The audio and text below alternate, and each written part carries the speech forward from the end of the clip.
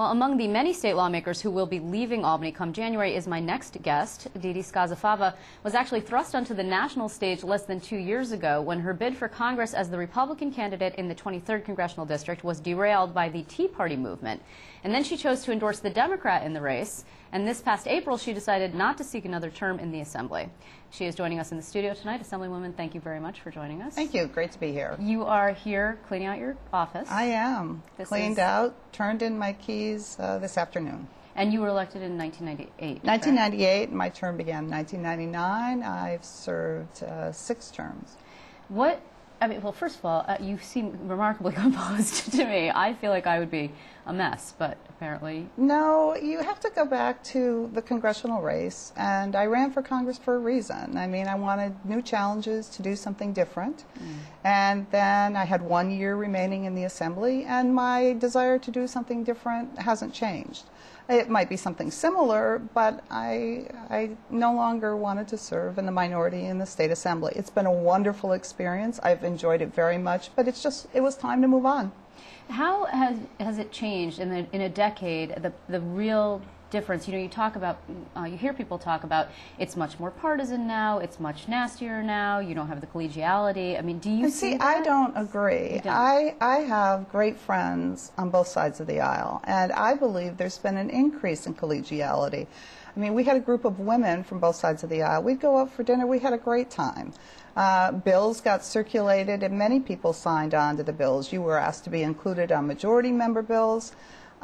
I don't agree with that at all. Now, maybe there's a different feeling in the other chamber, but as far as in the Assembly, and especially with colleagues that and friends on both sides of the aisle, I feel there has always been a sense of collegiality. Well, the other chamber certainly is different because it's so closely divided. That's right. But you also, I mean, as I mentioned at the top of the show, you became sort of a flashpoint, the race became a flashpoint in an internal battle for the heart of the GOP. And it divided the party, and that division we're seeing still going forward. It's continuing, and it may even continue into 2012. Are you concerned about the future writ large of the GOP? I'm concerned about the future of the GOP, although I have to say in the last couple of weeks it seems like my most important thing and most important focus is I think once you're elected, you are supposed to be elected to do good things for the people, to get work done. And the challenges are so big right at the moment that I think people have to get beyond the partisan divide and get to work and look on the real issue, look at the issues. So the divide in our party, you know, I can't speak to that. I went through a congressional race.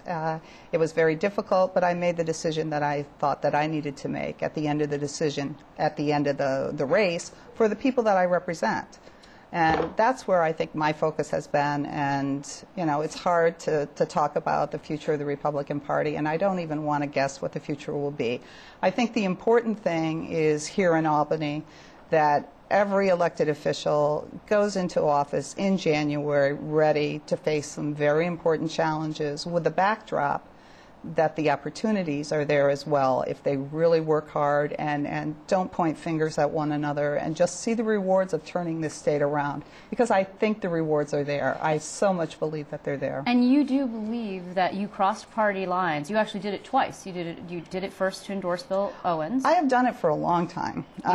What people don't know is I govern more from a point of view of consensus building. I understand when there's an election you have to run, and elections are partisan in most instances, but I have always, even when I was a mayor, your party wasn't important. Once we were elected, our job was to get the job done, to look at the goals, how are we going to, I always sought input from many different factions.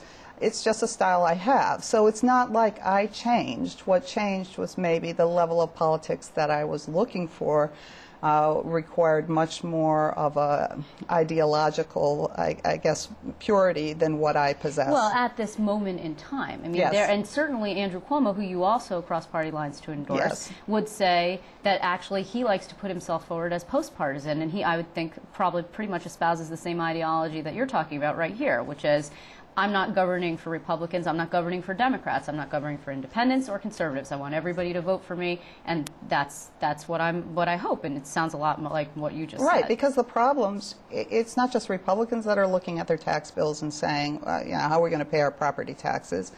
It's the citizens of this state, and I believe governing needs to rise above the partisanship and look at the problems. Not that there aren't going to be philosophical differences, there are, but we need to address the problems. We need to work together to address the problems. So will you go and work for the Cuomo administration? I really don't know. I've interviewed with several different entities, and I don't know what my future brings at this point. I know I have a passion for certain issues. I have a passion for certain policies. Like, what would your dream job be? Oh, I just think being part of seeing this state turn around. And sometimes legislatively it's very slow happening. But I see the potential for this state. I see ways to make this government run more efficiently.